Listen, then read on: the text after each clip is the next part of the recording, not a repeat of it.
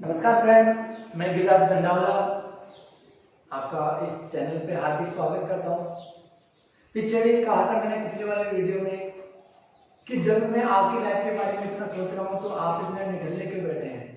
उठाइए अपनी copy pen और अपना पूरा जो एग्रीकल्चर का सिलेबस है उसकी पूर्ण रूप से डे बाई डे क्लास ले। मैंने ये भी कहा था कि खुद का भला करने की नहीं सोचिए, आप अपने फ्रेंड्स को भी, जो आपके 11th के फ्रेंड्स थे, आप 12th में जा चुके हैं, उनको भी ये वीडियो बताएं। और जो अभी 12th पास कर चुके हैं उनके लिए भी बहुत इंपॉर्टेंट है, क्योंकि उनको पता है जो उन्होंने 12th में जो फर्स्ट चैप्टर पढ़ा था सस्य विज्ञान मृदा एवं बीज, उस चैप्टर में से जो बीज का टॉपिक है बिल्कुल उसमें अपने जेड में आईसीआर में इंक्लूड है। उससे पहले उसमें सॉइल का है, सॉइल रिलेशन है, वो भी उसमें बिल्कुल इंक्लूड है। तो वो यहाँ पे एक ये नहीं है कि बस हम 12th को ही देखेंगे यार नहीं है तो 12th के बेस पे बनाया गया है तो हम इसको नहीं देते, नहीं, आपको पूर्ण रूप से इसका फायदा मिलेगा और इसमें से ही क्वेश्चंस आने वाले हैं। ऐसा नहीं 50 से 60% जो 12th का कोर्स होता है वो जेड में आता है। तो सबसे पहले आप इसको फटाफट से शेयर करें अपने फ्रेंड्स को जो आपके साथ थे और उनको भी दिखाएं जिससे उनको भी इस वीडियो का लाभ प्राप्त हो सके। तो मैं फ्रेंड्स बात करता हूं, सबसे पहले हम पहला जो चैप्टर थे कल पढ़ रहे थे सस्य विज्ञान।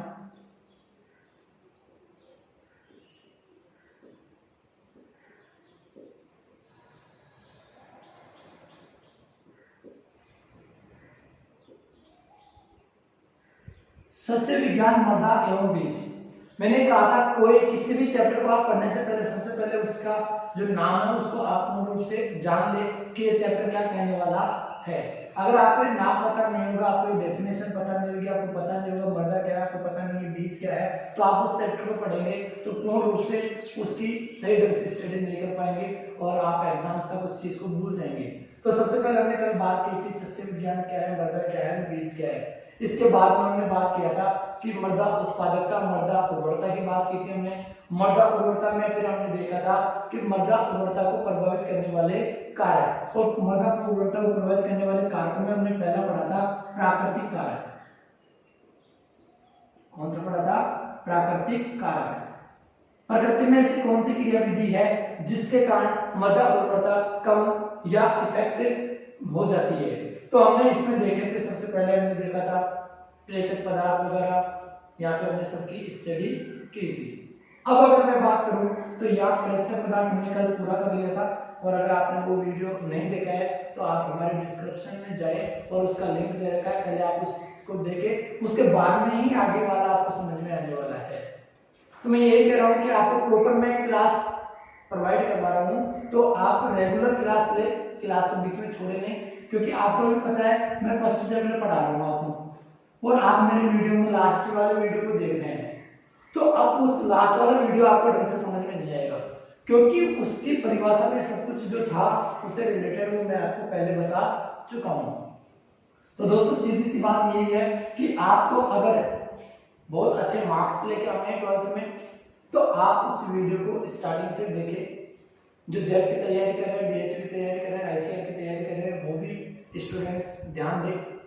तो यहाँ पे हमारे को था मृदा उर्वरता को प्रभावित करने वाले कारक, उसमें पहला पढ़ा था हमने प्राकृतिक पदार्थ कारक, और अब दूसरा पढ़ रहे हैं कृत्रिम कारक। ठीक है फ्रेंड्स, कृत्रिम कारक में पहला है जलाक्रांति। ठीक है फ्रेंड्स, कृत्रिम कारक की मैं बात कर रहा था, कृत्रिम कारक में हमारे पहला आ रहा है जलाक्रांति। तो यहां हम देखें जलाक्रांति मृदा उर्वरता को कैसे प्रभावित करेगी। फ्रेंड्स, जब भी कोई खेत में पानी भर जाता है, जलाक्रांति से तात्पर्य है किसी खेत में पानी का भरा होना, तो जब कोई खेत में पानी भर जाता है तो वहां जो जितने भी बैक्टीरिया वगैरह है वो क्या नहीं कर पाते, क्रिया नहीं कर पाते, और उसमें उस वायु का जो शोषण की क्रिया है, पौधों की जड़ों तक जो वायु पहुंचती है उसमें क्या होता है, व्यवधान होता है, और वहां पे विनाइट्रीकरण की वो क्या मिलता है, प्रोत्साहन मिलता है।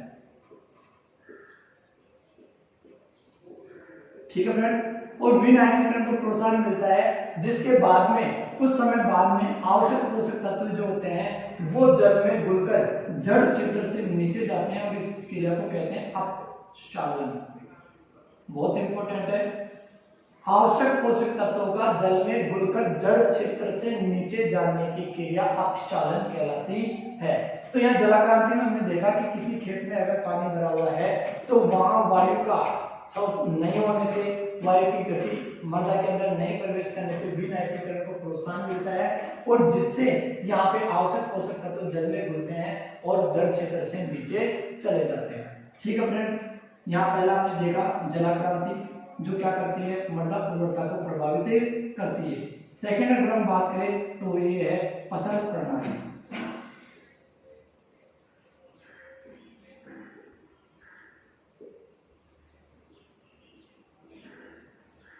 फसल प्रणाली से क्या समझते हैं, क्रॉपिंग सिस्टम जिसे हम कहते हैं। क्रॉपिंग सिस्टम में ये है दोस्तों कि किसी क्षेत्र में अगर आप रेगुलर तरीके से एक ही कुल की फसलें लगाते हैं, सेम कुल की फसल लगाते हैं, जैसे मैं आपको एग्जांपल के तौर पे समझाना चाह रहा हूं।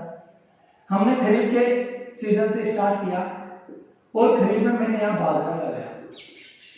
ठीक है फ्रेंड, अब बाजरे की फसल की कटाई के बाद में रबी का सीजन आ गया और रबी में मैंने गेहूं लगा दिया।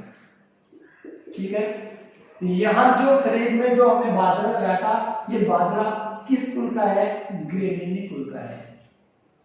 ठीक है फ्रेंड, और यहाँ पे जो रबी में मैंने गेहूं लगाया ये भी किसका है, ग्रेमिनी कुल का है। ये दोनों कुल यहाँ पे सेम होने के कारण इन पौधों की दोनों की जड़ें एक निश्चित गहराई पर जाएगी और निश्चित गहराई पर जाने के कारण इस स्थान पर पोषक तत्वों की क्या हो जाती है, कमी हो जाती है। तो रेगुलर टाइम तक अगर आप एक ही प्रकार की फसल लगा रहे हैं, फसल प्रणाली में हम लिखेंगे लगातार एक ही कुल की फसल लगाने से मृदा की उर्वरा शक्ति कम हो जाती है तथा विशेष पोषक तत्वों की कमी हो जाती है। जैसे मैं अगर बात करूं कि यहाँ पे मैं लगातार किसी खेत में, जैसे मैं बात करूं मैंने यहाँ पे लगाया पहले आलू। ठीक है, आलू लगा दिया, वापस से दूसरा जब सीजन आया रबी का वहां फिर मैंने आलू लगा दिया। तो ये आलू क्या कर रहा है, आलू में पोटास की सर्वाधिक आवश्यकता होती है। तो इस क्षेत्र में हमारे पास क्या होगी, पोटास की कमी हो गई। इस कारण यहाँ पे जो फसल उत्पादन देने वाली थी वो हमारे को उत्पादन कम देगी। तो इसीलिए कहते हैं कि एक ही प्रकार की फसलें लेनी चाहिए। फसल प्रणाली की बात कर रहे हैं। फसल प्रणाली में अगर आप एक ही कुल की लगातार फसलें बोते हैं तो उस स्थान पर किसी विशेष पोषक तत्व की या मृदा में विभिन्न प्रकार के पोषक तत्वों की कमी हो जाती है जिससे हमारा उत्पादन क्या होगा, कम होगा। थर्ड है हमारा मृदा पीएच। ठीक है फ्रेंड्स, पीएच तो आप जानते हो क्या होता है, हाइड्रोजन आयन के ऋणात्मक लघु गुणांक को पीएच कहते हैं। और पीएच की सबसे पहले सोरेंस नामक वैज्ञानिक ने 1909 में पीएच की खोज की थी। पीएच की वैल्यू 0 से 14 होती है। ये चीजें आपको पहले से मालूम होनी चाहिए। ठीक है फ्रेंड्स, ये आप देख लें। आगे हम चलते बात करते हैं पीएच की। पीएच में देखो या तो मृदा चाहिए, अगर बात करें ज्यादा लवणीय की तो भी पौधे के लिए नुकसान है और ज्यादा अगर हम बात करें अम्लीय की तो भी नुकसान है। कैसे कि अम्लीय मृदा में कैल्शियम की कमी, अम्लीय जो मृदा अम्लीय होती है वहां पे कैल्शियम और मैग्नीशियम की कमी पाई जाती है। ठीक है, और यहाँ पे सीएम कॉपर, Fe लोहा और एल्युमिनियम, कैल्शियम और मैग्नीशियम की तो कमी पाई जाती है। यहाँ पे सीएम कॉपर, तांबा, Fe लोहा और एल्युमिनियम, इन सब की क्या होती है, अधिकता होती है जो पौधे की जड़ों पर विषैला प्रभाव छोड़ती है। तो यहाँ पे अगर मृदा ज्यादा अम्लीय है तो भी नुकसान करेगी और मृदा क्या है, ज्यादा क्षारीय है तो भी नुकसान करेगी। ठीक है फ्रेंड्स, आगे चलते हैं मृदा पीएच के बारे में।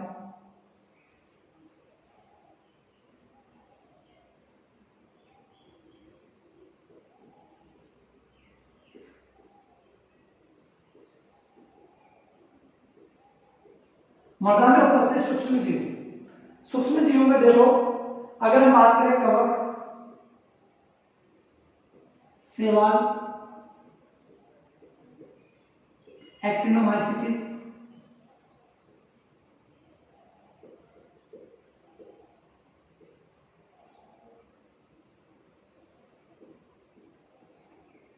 ठीक है।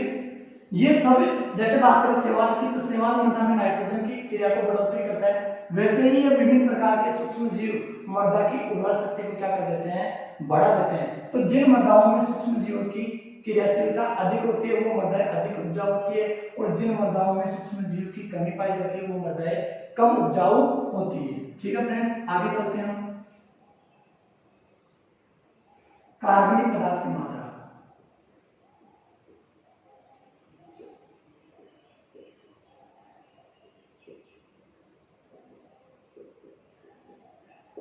कार्बनिक पदार्थ में अगर हम देखें, जैसे बात करें FiO, ठीक है, ग्रीन मैन्यूर,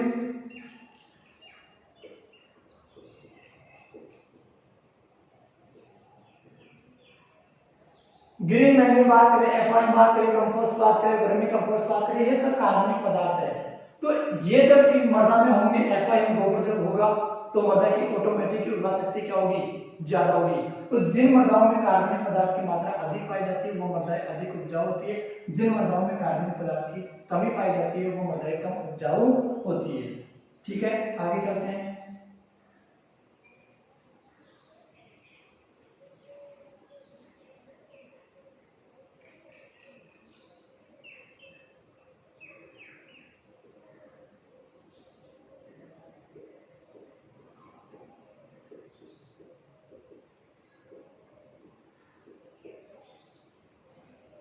बुआई का तरीका व समय बहुत इंपॉर्टेंट है। बुआई का तरीका से यहाँ तात्पर्य है कि कोई क्षेत्र यहाँ पे अगर मैं इस क्षेत्र को क्या करूं, ढलानदार बना देता हूं।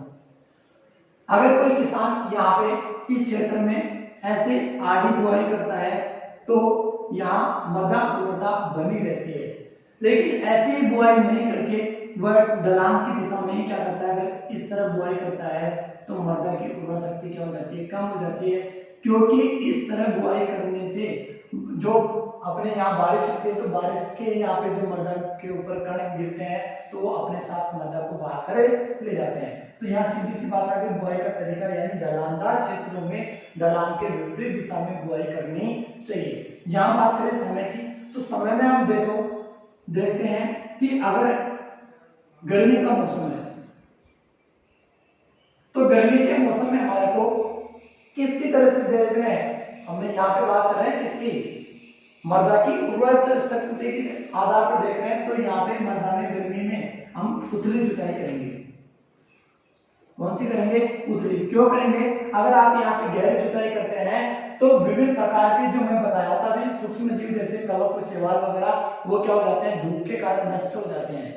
दूसरी बात, अगर आप इस तरह जो आप वो करते हैं उथली जुताई, गहरी जुताई करते हैं यहाँ पे, तो वायु के कण क्या हो जाएंगे, हवा के साथ क्या हो जाएंगे, मृदा के कण हवा के साथ बहकर चले जाएंगे। तो ये आपको ये सारे तरीके आपको ध्यान रखने हैं। आप स्क्रीनशॉट ले सकते हैं इसका। कृत्रिम कारक मृदा उर्वरता को प्रभावित करने वाले, ये सारे बता दिए मैं आपको। ठीक है, आगे चलते हैं। ये हमारे खत्म हो गए मृदा उर्वरता को प्रभावित करने वाले प्राकृतिक कारक और कृत्रिम कारक। अब हम चलते हैं उत्पादकता, मृदा उत्पादकता की ओर।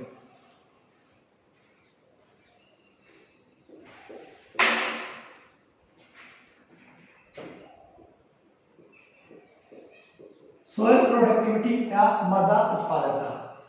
मृदा उत्पादकता में देखो दोस्तों, जो मृदा उत्पादकता होती है, मैंने आपको डेफिनेशन बताई थी पिछले वाले वीडियो में। तो मृदा उत्पादकता किसे कहते हैं, किसी क्षेत्र में पैदावार देने की क्षमता ही क्या कहलाती है, मृदा उत्पादकता कहलाती है, प्रोडक्टिविटी कहलाती है। तो यहाँ पे हम देखते हैं कि ये मृदा उर्वरता को प्रभावित करने वाले कारक हम पढ़ेंगे अपने यहाँ पे, कि किस तरह मृदा की उत्पादकता ज्यादा हो सकती है और किस तरह मृदा की उत्पादकता कम हो सकती है। तो हम पहले यहाँ पे पढ़ रहे हैं मृदा उत्पादकता को प्रभावित करने वाले कारकों में मृदा उर्वरता।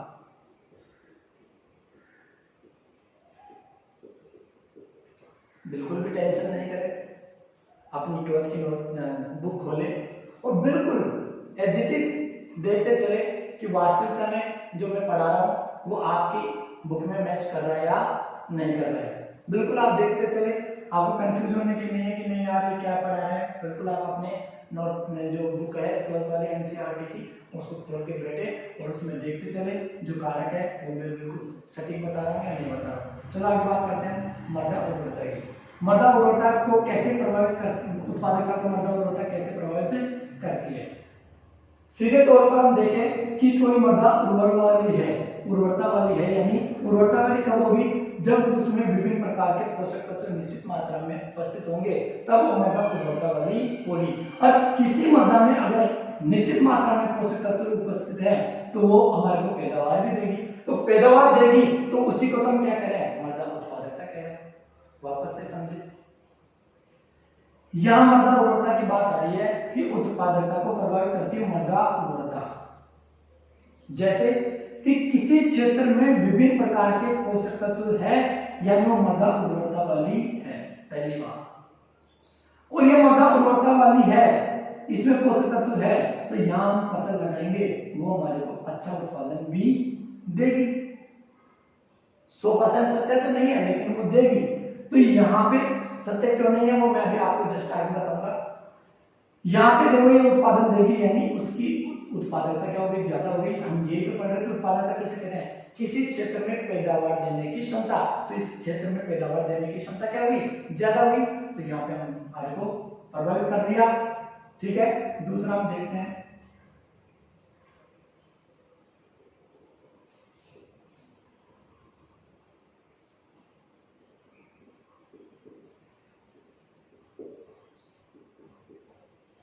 मृदा की स्थिति।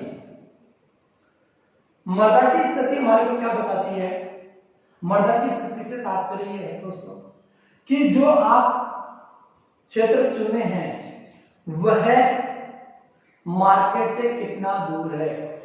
अगर कोई क्षेत्र यहाँ पे जो मार्केट है उसके नजदीक है तो ऑटोमेटिक ही उस मृदा की उत्पादकता ज्यादा हो जाएगी। कैसे, अब देखते हैं, हम इसको थोड़ा सा डिटेल में बात कर लेते हैं, समझ में नहीं आएगा ऐसे। ये दो क्षेत्र हैं हमारे पास, दो क्षेत्र में मैं बात कर रहा हूं, एक में बात कर रहा हूं लालसोट की, ठीक है, और एक बात कर रहा हूं मैं जयपुर की। जयपुर में अंतरराष्ट्रीय मंडी सबसे बड़ी मंडी है मुहाना मंडी, ठीक है। तो फ्रेंड्स यहां यही देखना है कि ये इन दोनों में सबसे ज्यादा उत्पादकता क्षमता वाली मृदा कौन सी होगी। ये किस तरह होगी कि इस क्षेत्र में मैं कोई भी प्रोडक्ट लेता हूं तो उस प्रोडक्ट को आसानी से मैं इस मुहाना मंडी में क्या कर देता हूं, पहुंचा देता हूं। यहाँ ट्रांसपोर्टेशन का खर्चा मुझे कम वहन करना पड़ता है। दूसरे तौर पे मैं देखूं तो ये ट्रांसपोर्टेशन का ही नहीं, या मैं मजदूर की बात करूं तो सिटी की तरफ लोग पलायन करते हैं रोजगार के लिए, तो यहाँ पे मुझे क्या मजदूर भी आसानी से उपलब्ध हो जाएंगे। यहाँ से मैं कोई चीज लेके आऊंगा तो ट्रांसपोर्टेशन में भी ज्यादा खर्चा होगा, यहाँ से मैं सिटी से मजदूर लेके जाऊंगा तो यहाँ पे मजदूरी भी हमारे को ज्यादा देनी पड़ेगी। तो सीधी सी बात है, शहर वाली मृदाएं अधिक उत्पादकता वाली होती है, किसके बजाय, शहर से दूर वाली मृदाओं की बजाय। तो यह आपको मृदा की स्थिति अभी समझ में आ गई होगी।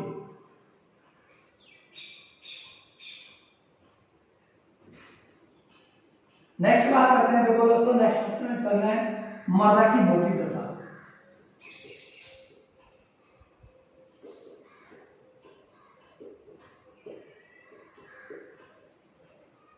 मृदा की भौतिक दशा से तात्पर्य मृदा के कणों का आकार, आकृति। मृदा की कणों का आकार किस तरह का है, मृदा रेतीली है, दोमट है, काली है। अब यहाँ पे मैं बात करूं रेतीली मृदा के कण जो होते हैं वो भारी होते हैं, मोटे होते हैं, जिस कारण यहाँ पे जल इनमें नहीं रुक पाता। वाटर होल्डिंग जो कैपेसिटी होती है वो रेतीली मृदाओं की क्या होती है, कम होती है। इस वजह से यहाँ पे जो मृदाएं क्या होती है, सूखी रहती है अधिकतर, और सूखी रहने से विभिन्न प्रकार के सूक्ष्म जीव उसमें विकसित नहीं हो पाते। मैं यहाँ बात करूं दोमट मृदा वैसे अच्छी मानी जाती है, लेकिन अच्छी अगर हम बात करें फसल की दृष्टि से तो काली मिट्टी सर्वश्रेष्ठ मानी जाती है। तो काली मिट्टी क्यों, क्योंकि इसमें मृदा के कणों का आकार 0.002 mm होता है से कम। तो यहाँ पे वाटर होल्डिंग कैपेसिटी इस मृदा की सबसे ज्यादा होती है, और वाटर होल्डिंग कैपेसिटी होने के कारण ये गीली रहती है, मॉइस्चर इसमें रहता है, और मॉइस्चर रहता है इसलिए विभिन्न प्रकार के सूक्ष्म जीव भी पनपते हैं। तो यहाँ पे सीबीसी तौर पर हम बात कर सकते हैं कि रेतीली मृदा यानी मृदा की भौतिक दशा क्या होनी चाहिए, अच्छी होनी चाहिए, जिससे मृदा की उत्पादकता क्या हो सकती है, बढ़ सकती है। आगे देखो,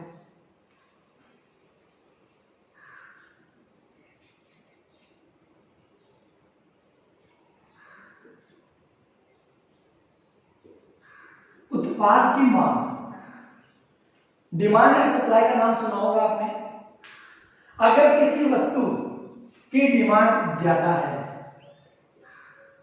और सप्लाई क्या है, कम है, तो उसकी प्राइस बढ़ जाती है, हमारे को पैसा ज्यादा मिलेगा, और ज्यादा मिलने के कारण भाई मृदा उत्पादकता को हम किससे देखते हैं, प्रति हेक्टेयर पैदावार से या रुपयों में मापते हैं। तो यहाँ पे हमारे पास रुपए ज्यादा है, तो इसका मतलब ये मृदा उत्पादकता हमारे पास क्या हो गई है, ज्यादा हो गई है। तो मैं कह सकता हूं यहाँ पे उत्पाद की मांग में कि उत्पाद की मांग ज्यादा होने पर वह उत्पाद की सप्लाई कम होने पर उत्पाद की मांग क्या हो जाती है, बढ़ जाती है, या पैसे बढ़ जाते हैं। डिमांड में सप्लाई में सीधी सी बात करूं, मैं एक छोटा सा आपको एग्जांपल देता हूं।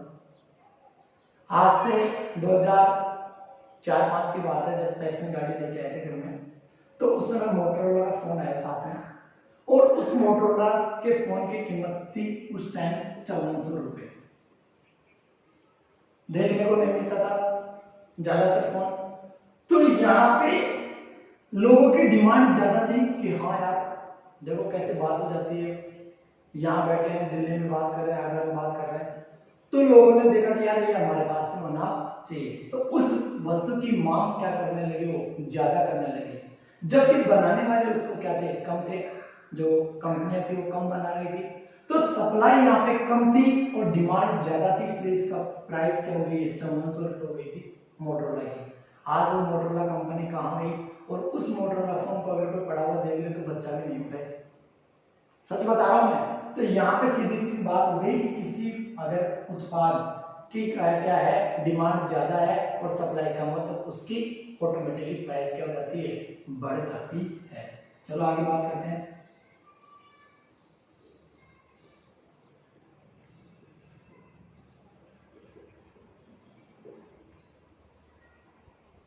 यातायात की सुविधा, यातायात की व्यवस्था कह सकते हैं, सुविधा कह सकते हैं।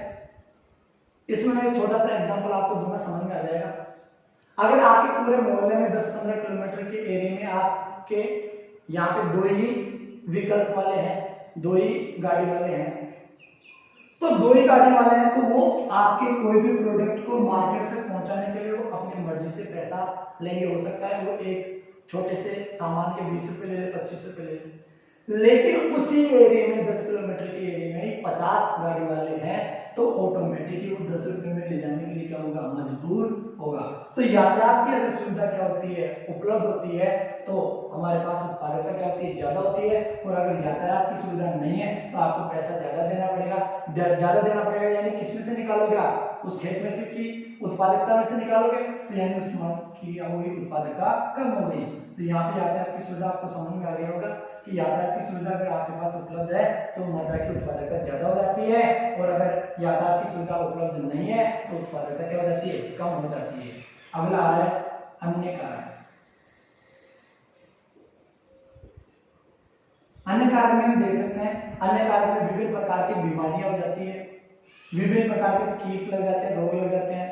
उसके बाद में देखो, अगर मान लो आपने यहाँ पे किसी खेत में गेहूं लगाया, गेहूं का बहुत अच्छा उत्पादन हो गया था, और उसके बाद में आपने देखा कि इस गेहूं की फसल को मुख्य जो हमारे पास यहाँ पे कीट लगता है, ठीक है, वो गेहूं का वो उसको पूरी गेहूं की फसल को क्या कर दिया, नष्ट कर दिया।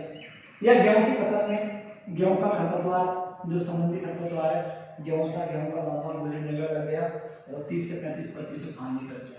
अब ये 30 से 35% जो हानि है वो किसमें से निकलेगी, आपके उत्पाद में से निकलेगी, यानी उस मृदा की उत्पादकता उसकी हो गई है, कम हो गई है।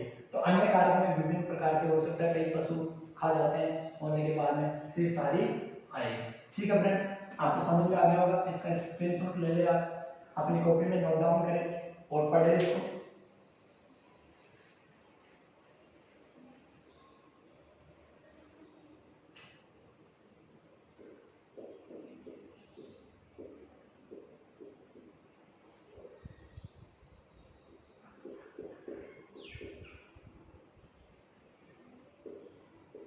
अब यहाँ पे हम देख रहे हैं कुछ मृदा उर्वरता और उत्पादकता। मृदा उर्वरता से तात्पर्य है कि पौधे को पोषक तत्व उपलब्ध कराने से, यानी मृदा क्या करेगी, पौधे को निश्चित मात्रा में क्या करेगी, पोषक तत्व उपलब्ध कराएगी। उसको क्या कहेंगे, मृदा उत्पादकता, उर्वरता। मृदा उत्पादकता यानी किसी क्षेत्र में जो पैदावार देने की जो क्षमता थी उसे हम क्या कहेंगे, मृदा उत्पादकता। मृदा उर्वरता की अगर हम देखें तो जांच कहाँ पे करते हैं, प्रयोगशाला में। मृदा उर्वरता की जांच कहाँ पे की जाती है, प्रयोगशाला में। जबकि मृदा उत्पादकता की जांच कहाँ पे की जाती है, प्रति हेक्टेयर पैदावार से या रुपये से हम कर सकते हैं। यहाँ पे महत्वपूर्ण कार्य जो है वो हमारे को देख रहे हैं, उर्वरक मृदाएं, उर्वरक मृदाएं यानी उर्वरता वाली मृदाएं हमेशा उत्पादक हो।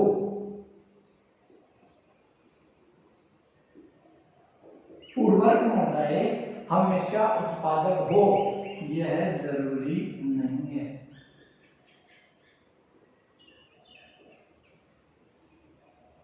समझ में नहीं आया, कोई नहीं, वापस से समझेंगे, मुझे पता है। सीधी सी मैं बात कर रहा था उर्वरक, उर्वरक यानी उर्वरता वाली। उर्वरक मृदाएं यानी किसी मृदा में पोषक तत्व पूर्ण रूप से थे, लेकिन फिर भी वह क्या हो, उत्पादक हो, यह जरूरी नहीं है। मैंने कहा था ना अभी यहाँ पे कि 100% जरूरी नहीं है कि उर्वरक वाली मृदाएं हमेशा उत्पादकता वाली हो, जबकि उत्पादकता वाली मृदाएं हमेशा क्या होती है, उर्वरक वाली होती है। अब समझेंगे, यहां पे देखो आपने फसल लगाई सरसों की,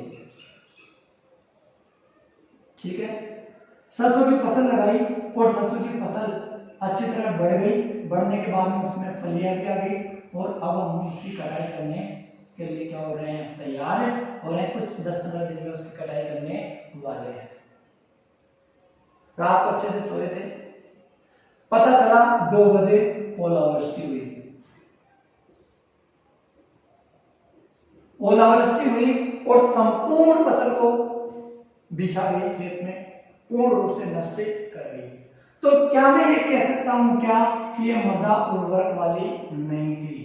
नहीं, ये मृदा उर्वरक वाली थी, लेकिन फिर भी ये क्या नहीं हुई, उत्पादकता प्राप्त नहीं हुई, यानी हमारे को उत्पादन प्राप्त नहीं हुआ। तो यही वो कह रहा था मैं कि उर्वरक मृदाएं हमेशा उत्पादकता वाली हो, यह जरूरी नहीं है।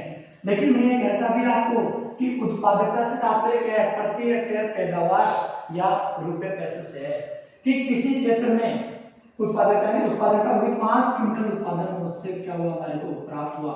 ये 5 क्विंटल कब होगा, जब ये मृदा क्या थी, उर्वरक वाली थी, तब जाके 5 क्विंटल हमारे को क्या होगा, उत्पादन प्राप्त होगा।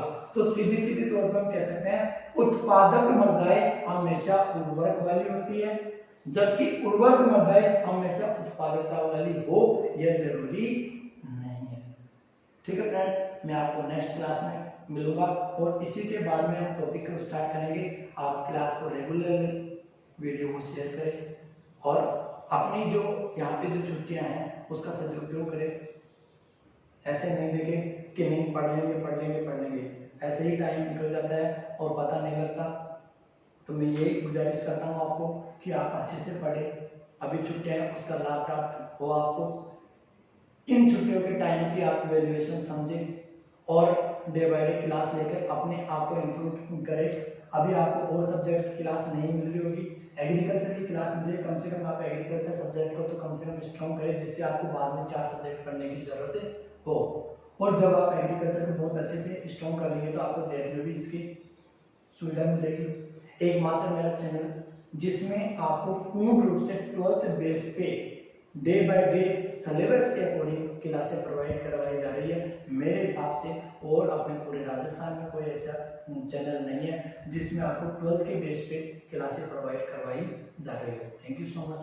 आप वीडियो को लाइक करें, शेयर करें, कुछ नहीं जाता वीडियो को लाइक करने में, क्या जाता है हमारा, तो जिससे सामने वाले को भी ऐसा लगे कि हाँ देख रहे हैं, हमारे को भी इम्प्रूवमेंट हो, तो आप इसको सब्सक्राइब करें, शेयर करें। Thank you so much.